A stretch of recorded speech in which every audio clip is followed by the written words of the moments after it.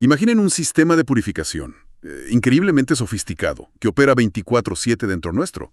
Esos son los riñones, ¿verdad? Procesando todo el líquido que está fuera de nuestras células, unas 12 veces al día. Es una tarea colosal, la verdad, para mantenernos en equilibrio. Pero claro, a veces ese equilibrio puede verse amenazado. Pienso en cosas como la presión alta, problemas del corazón, o bueno, cuando los propios riñones no funcionan del todo bien. Y justo ahí es donde entra un arsenal farmacológico bastante ingenioso, los diuréticos. Hoy vamos a meternos a fondo a explorar cómo funcionan estos órganos vitales y, claro, cómo actúan estas sustancias. Nuestra guía va a ser un capítulo de un texto clásico de farmacología, el Goodman and Gilman. La misión, digamos, es entender los mecanismos clave, casi como si desarmáramos un reloj suizo, ¿no? Y ver cómo los diuréticos manipulan esos mecanismos. Exacto. Vamos a asomarnos a esa maquinaria renal, pero a nivel microscópico. Veremos cómo distintas familias de diuréticos apuntan a puntos muy específicos para lograr su efecto. Es un vistazo fascinante, la verdad, a cómo la fisiología y la farmacología se entrelazan ahí, en el riñón. Perfecto. Entremos en materia, entonces. Para entender los diuréticos, pues primero hay que entender el campo de juego, el riñón. ¿Cómo funciona esta maravilla? Mencionaste la nefrona. La nefrona, sí. Es como la unidad de trabajo fundamental. Imagínate, tenemos alrededor de 1 millón en cada riñón. Y todo empieza en el glomérulo. Es una especie de ovillo de vasos sanguíneos muy finitos donde la sangre se filtra. Es como un colador súper selectivo. Deja pasar agua y moléculas pequeñas, pero retiene las células y las proteínas grandes. Y la cantidad que se filtra es enorme, según leí, algo así como 120 mililitros por minuto. Pero al final solo orinamos cerca de 1 mililitro por minuto. ¿Qué pasa con todo lo demás? ¿Se pierde? No, para nada. Ahí está la clave. Se reabsorbe. Más del 99% de lo que se filtra vuelve al cuerpo. Y ojo, este proceso de recuperación no es nada pasivo, ¿eh? Es un trabajo activo que consume muchísima energía. Piensa que los riñones, que son apenas el 0.5% del peso corporal, usan casi el 7% de todo el oxígeno que consumimos. ¡Wow! Eso sí que da una idea de lo vital que es reabsorber todo eso. Entonces, ese líquido filtrado empieza un viaje, ¿no? Por distintas partes de la nefrona donde ocurran cosas diferentes. Hagamos un recorrido rápido por esas. Estaciones clave. Perfecto. La primera parada importante es el túbulo proximal. Este es como el gran trabajador de la nefrona. Aquí se reabsorbe la mayor parte del sodio filtrado, como un 65%. Y el agua simplemente le sigue pasivamente. Es un proceso muy eficiente. Además, maneja otras sustancias, o sea, secreta desechos hacia la orina y reabsorbe cosas sutiles como la glucosa, aminoácidos. Entendido. Después de ese túbulo proximal viene una estructura con una forma muy particular, como una U, el asa de Henle. Baja hacia la parte más interna del riñón y luego sube. ¿Qué es lo importante que ocurre ahí? El asa de Henle es crucial para algo que los riñones hacen increíblemente bien: concentrar la orina. O sea, cuando necesitamos ahorrar agua o al revés, diluirla si tenemos exceso de líquido. Tiene diferentes partes, pero una zona clave es la porción ascendente gruesa, que a veces llamamos tal. Esta parte es como una bomba muy potente que saca activamente sal, cloruro de sodio, del túbulo. Hacia afuera, al tejido del riñón. Exacto. Pero atención, es impermeable al agua. Ahí no sale agua. ¿Y por qué es tan importante eso? Que saque sal, pero no agua. Porque al sacar la sal sin dejar salir agua, logra dos cosas fundamentales. Primero, hace que el líquido que sigue dentro del túbulo se diluya. Y segundo, acumula toda esa sal en el tejido renal que rodea al asa. Esa acumulación de sal en el tejido es lo que después, más adelante, permitirá extraer agua en la parte final de la nefrona si hace falta, y así concentrar la orina.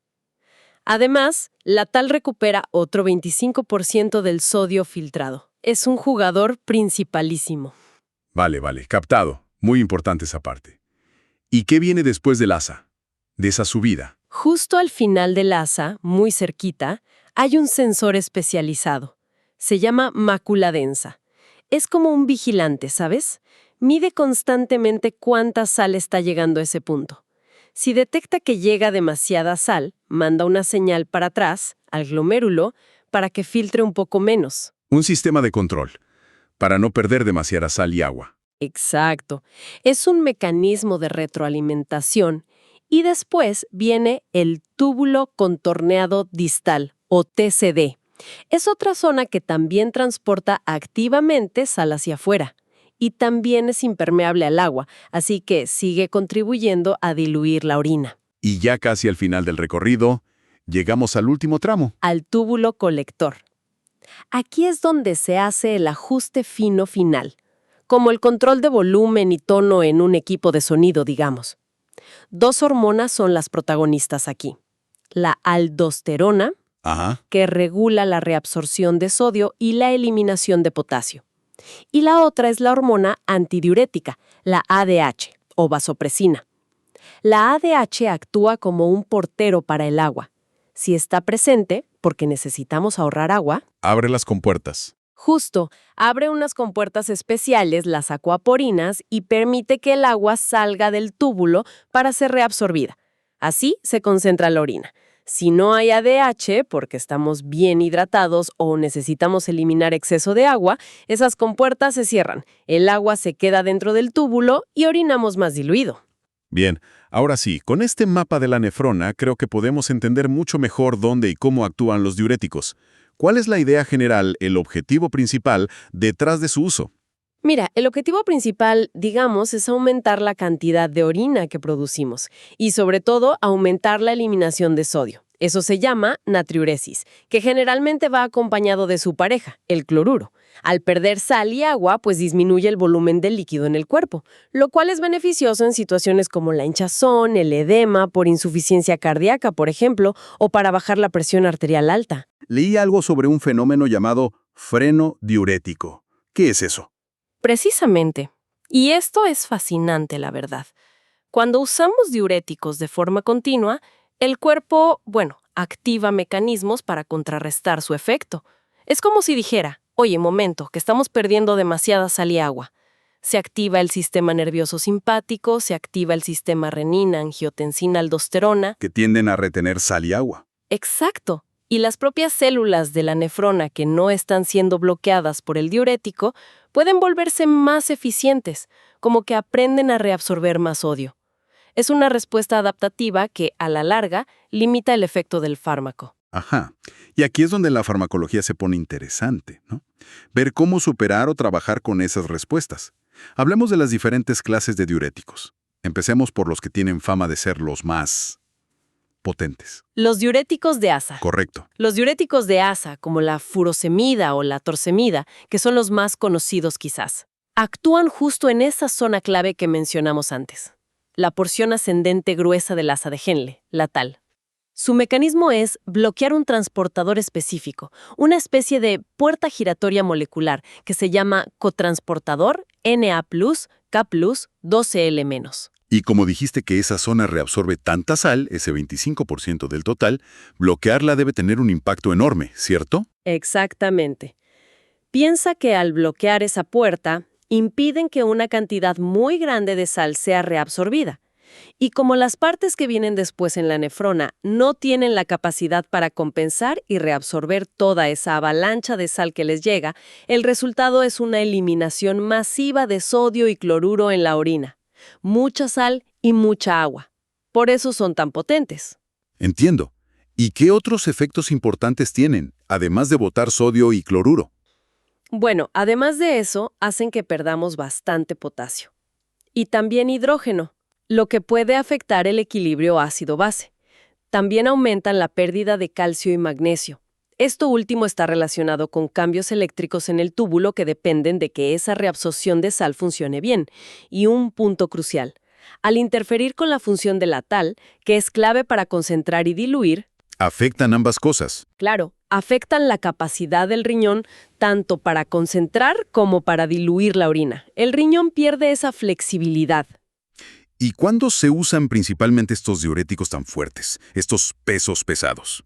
Son vitales en emergencias. Por ejemplo, en el edema agudo de pulmón, donde necesitas eliminar líquido rápido y en gran cantidad. También son fundamentales en la insuficiencia cardíaca congestiva severa y otros edemas importantes, como en la cirrosis o el síndrome nefrótico. Y una gran ventaja es que siguen funcionando relativamente bien incluso cuando la función renal ya está bastante deteriorada, cuando la filtración es baja, cosa que no pasa con otros diuréticos. ¿Algún dato curioso, no sé, llamativo sobre ellos que menciona el texto? Bueno, uno no tan agradable es que pueden causar problemas de audición, lo que se llama ototoxicidad. Especialmente un fármaco de este grupo llamado ácido etacrínico, aunque se usa menos. Pero algo realmente interesante que mencionan es que en el edema agudo de pulmón, parte de su beneficio inicial, casi inmediato, No es solo por la orina. no es solo por la diuresis. Parece que también relajan las venas, aumentan lo que se llama la capacitancia venosa, y eso reduce la carga de trabajo del corazón incluso antes de que empecemos a orinar más. Es un efecto vascular directo, muy interesante. Fascinante, la verdad. Ese doble mecanismo. Ahora, cambiemos de tercio. Si los de ASA son para situaciones más agudas o severas, ¿qué hay de las tiazidas? Se usan muchísimo para la hipertensión crónica. Exacto. Las tiazidas, como la hidroclorotiazida, que es súper común, o la clortalidona. Estas actúan más adelante en el recorrido de la nefrona, principalmente en el túbulo contorneado distal, el TCD, y bloquean otro transportador distinto, el cotransportador Na+-Cl. Pero si actúan más tarde, después de que ya se ha reabsorbido la mayor parte del sodio en el túbulo proximal y en el asa, su efecto será más moderado, ¿no? Así es. Son de eficacia moderada. El TCD maneja una fracción menor del sodio total, quizá un 5 a 8%. Entonces, el impacto máximo en la eliminación de sodio es menor que con los de ASA. Son suficientes y muy útiles para muchos casos de hipertensión, pero no son tan potentes para edemas muy severos. ¿Y cómo afectan a otros iones? Mencionaste que los de ASA hacen perder calcio. Aquí hay una diferencia clave, ¿verdad? Absolutamente. Y es súper importante clínicamente. Como los de ASA, las tiazidas aumentan la pérdida de sodio, cloruro y también de potasio. Pero la gran diferencia, y anótalo bien, es que las tiazidas disminuyen la eliminación de calcio. ¿Cómo?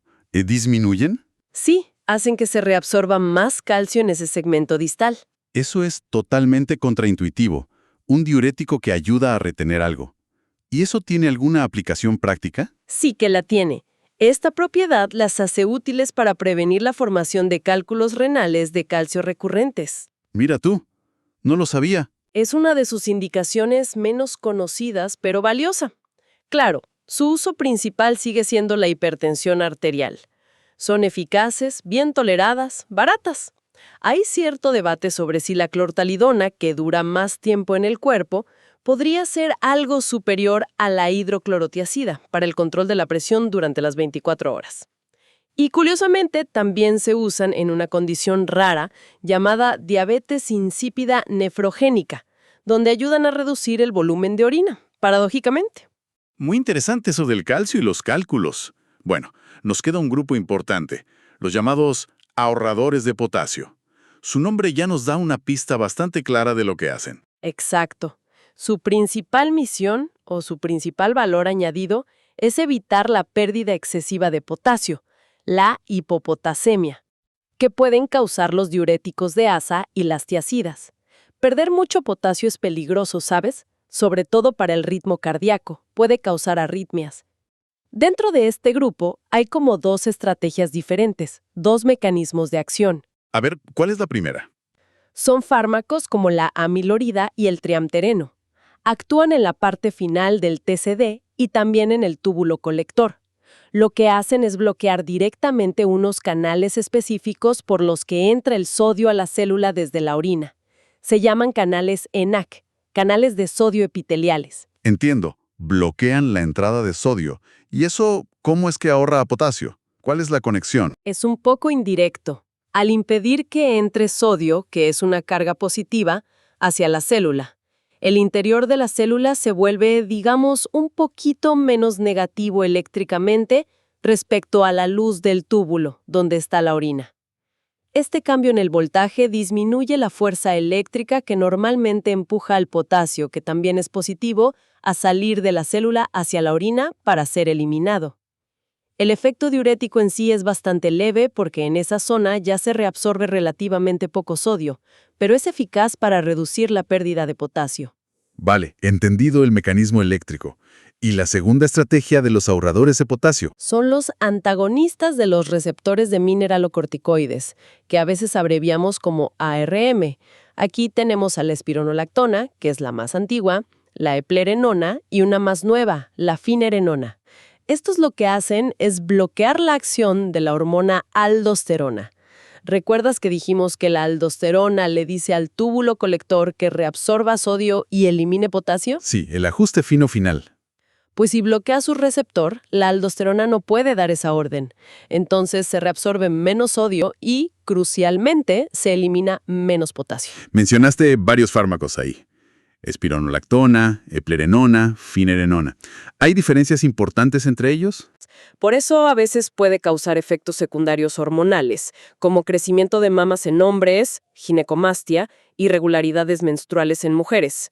La eplerenona y la finerenona son mucho más selectivas para el receptor de aldosterona y por lo tanto evitan en gran medida esos efectos secundarios hormonales. Son más específicas. ¿Y cuándo son especialmente útiles estos ARM, estos bloqueadores de aldosterona? Han demostrado ser importantísimos en la insuficiencia cardíaca con baja capacidad de bombeo del corazón. Reducen hospitalizaciones y mortalidad. Son clave. También se usan, lógicamente, cuando hay un exceso de producción de aldosterona, lo que se llama hiperaldosteronismo. Y en casos de hipertensión que no responde bien a otros fármacos, la llamada hipertensión resistente. Y, muy relevantemente ahora, la finerenona ha mostrado beneficios claros en proteger el riñón y el corazón en personas con diabetes y enfermedad renal crónica. Es un campo muy activo. Importantes beneficios, sin duda. Pero con todos estos ahorradores de potasio, ¿cuál es el principal riesgo que hay que vigilar? Pues justo lo contrario de lo que combaten, la hiperpotasiemia, es decir, niveles demasiado altos de potasio en la sangre. Esto también puede ser peligroso para el corazón. Puede causar arritmias graves. El riesgo es mayor si se usan junto con otros medicamentos que también tienden a subir el potasio, como algunos antihipertensivos tipo IECA o ARA2, o si la función renal del paciente ya está disminuida. Es absolutamente fundamental controlar los niveles de potasio periódicamente cuando se usan estos fármacos. Perfecto. Para tener una visión más completa, aunque no sean diuréticos en el sentido clásico, hay una clase más reciente que actúa de forma distinta, ¿no? Los inhibidores SGLT2. Muy relevantes hoy en día. Los inhibidores del cotransportador sodio-glucosa 2, los SGLT2, las gliflosinas, actúan muy al principio, en el túbulo proximal. Su trabajo principal es bloquear la reabsorción de glucosa, haciendo que se elimine por la orina. Por eso son fármacos para la diabetes. Pero resulta que la glucosa se reabsorbe en ese punto junto con sodio. Así que al bloquear la glucosa también bloquean indirectamente la reabsorción de sodio ahí mismo. O sea que también tienen un efecto natriurético. Sí, tienen un efecto natriurético leve. Y además, la glucosa que queda en la orina arrastra agua por ósmosis, lo que causa un efecto diurético osmótico. Pero lo más sorprendente, y esto ha sido una revolución, es que han demostrado beneficios enormes en proteger el corazón y los riñones, mucho más allá de lo que se esperaría solo por su efecto diurético o sobre la glucosa. Tienen otros mecanismos protectores. Sí, es un desafío clínico común, la llamada resistencia a los diuréticos. Una causa importante es esa adaptación que comentamos antes. Las partes de la nefrona que no están siendo bloqueadas por el fármaco pueden hipertrofiarse. Es decir, se hacen como más grandes y más eficientes para reabsorber el sodio que les llega en mayor cantidad. Por ejemplo, si usas mucho un diurético de asa que actúa en la tal, el túbulo distal, TCD, puede aumentar su capacidad de reabsorber sodio con el tiempo, y eso compensa parte del efecto del diurético de asa. Entiendo. Como una adaptación del propio riñón. ¿Y hay otras razones para esa resistencia? Sí, varias. A veces el problema es simplemente que el fármaco no llega bien a su sitio de acción, que está dentro del túbulo. Esto puede pasar si el flujo de sangre al riñón es bajo, como en una insuficiencia cardíaca muy avanzada. El fármaco no se filtra bien o no se secreta bien al túbulo. O también, en la insuficiencia renal crónica, se acumulan sustancias en la sangre que compiten con el diurético para ser secretadas activamente hacia el túbulo. La mayoría de los diuréticos necesitan ese transporte activo para llegar a donde actúan. Como si hubiera tráfico para entrar al túbulo. Algo así. Y por supuesto, algo muy básico. Si la persona consume muchísima sal en la dieta, puede simplemente sobrepasar la capacidad del diurético para eliminarla. ¿Y cómo se combate esa resistencia? ¿Simplemente se sube la dosis del diurético y ya está? Subir la dosis funciona. Pero solo hasta cierto punto. Hay lo que se llama una dosis techo. Más allá de esa dosis, ya no se consigue mayor efecto diurético, pero sí aumentan los efectos secundarios. A veces es más efectivo, en lugar de dar una dosis enorme una vez al día, dar dosis más pequeñas pero más frecuentes. O incluso, en el hospital, administrar el diurético de asa en infusión continua por vía intravenosa para mantener niveles estables y constantes del fármaco en el túbulo. ¿Y qué hay de combinar diferentes tipos de diuréticos? Usar varios a la vez. Esa es una estrategia clave, fundamental en casos de resistencia importante. A menudo se llama bloqueo secuencial de la nefrona. La idea es usar fármacos que actúen en diferentes puntos del recorrido, bloquear varios segmentos a la vez. La combinación clásica y muy potente es usar un diurético de asa junto con una tiazida. Bloqueando el asa y el túbulo distal. Exacto. Al bloquear la reabsorción de sal en dos sitios importantes, se supera la capacidad de compensación del riñón y se logra un efecto diurético mucho mayor, a veces espectacular. Claro que esto también aumenta mucho el riesgo de deshidratación y de problemas con los electrolitos como el potasio bajo. Así que requiere una vigilancia muy estrecha. Y siempre, la base es restringir la sal en la dieta. Eso es fundamental para que cualquier estrategia diurética funcione bien. El manejo, como ves, requiere entender bien por qué hay resistencia y adaptar la estrategia. El texto menciona el algoritmo de Brater como un enfoque lógico para esto. Es realmente impresionante, ver cómo estos fármacos interactúan con una fisiología tan compleja y también cómo el cuerpo lucha constantemente por mantener su equilibrio interno. ¿Da mucho que pensar? Sin duda. Y si miramos el cuadro completo, toda esta complejidad, quizás una reflexión final interesante que nos deja esta exploración es esta. Considerando lo intrincado que es el riñón y cómo responde el cuerpo intentando siempre compensar con ese fenómeno del freno diurético, ¿hasta qué punto manejar bien los diuréticos es menos una ciencia exacta de simplemente bloquear una molécula específica y más un arte? Un arte. Sí, un arte de anticipar cómo va a reaccionar el organismo, de ajustar la estrategia sobre la marcha, buscando siempre ese delicado equilibrio entre conseguir el efecto deseado, eliminar el exceso de sal y agua, pero sin causar otros problemas, sin desequilibrar demasiado al paciente. Es un balance constante. Una pregunta que realmente captura la elegancia, sí, pero también el desafío continuo que representa usar estos fármacos tan potentes para ayudar a nuestros riñones a hacer su trabajo.